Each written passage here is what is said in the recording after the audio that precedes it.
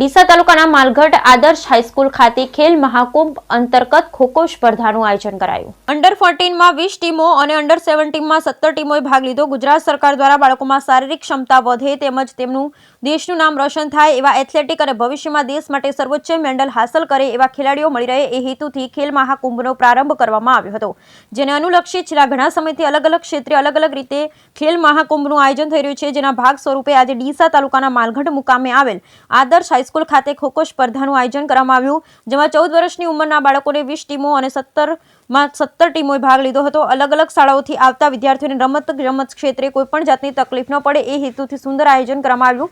આવનારા રમતવીરોને ચા પાણી નાસ્તાનું પણ સુંદર આયોજન કરવામાં આવ્યું હતું। વધુમાં આવતીકાલે વિદ્યાર્થીનીઓની ખોખો સ્પર્ધાનું આયોજન માલગઢ આદર્શ હાઈસ્કૂલ ખાતે રાખવામાં આવેલ છે। આ તમામ આયોજન જિલ્લામાંથી કન્વીનર તરીકે જેમને જવાબદારી આપી છે એવા વસ્તાભાઈ પટેલ, હરેશભાઈ, ઈશ્વરભાઈ, રાણાભાઈ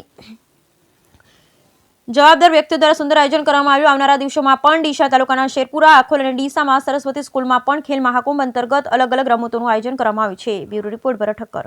ઓકે સાહેબ, આજે ડીસા તાલુકા ખેલ મહાકુંભ સ્પર્ધા ખોખોની સ્પર્ધા શ્રી એલએચ માળી આદર્શ હાઈસ્કૂલ મુકામે યોજાઈ રહી છે। આ સ્પર્ધામાં અંડર 14ની અંદર 20 ટીમોએ ભાગ લીધેલ છે અને અંડર 17માં 17 ટીમોએ ભાગ લીધેલ છે।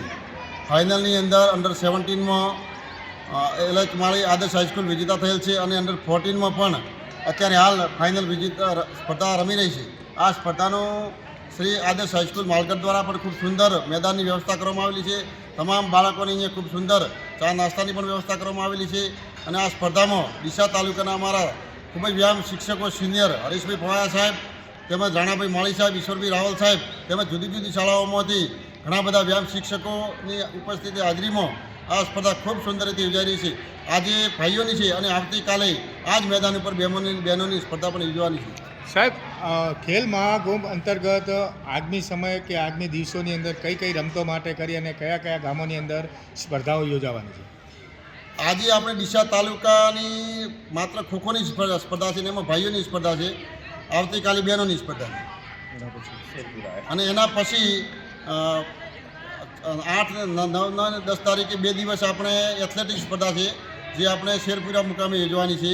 એના પછી 12 તારીખે રવિવારના દિવસે આપણે રસાખેતની સ્પર્ધા સરસ્વતી વિદ્યાસંકુલ નાની આખોલ ખાતે યોજવાની છે અને 13 તારીખે યોગાસન સ્પર્ધા આદર્શ હાઈસ્કૂલમાં, ચેસની સ્પર્ધા સ્કાય ઇન્ટરનેશનલ સ્કૂલમાં અને વોલીબોલ શ્રી સરસ્વતી વિદ્યાસંકુલમાં યોજવાની છે।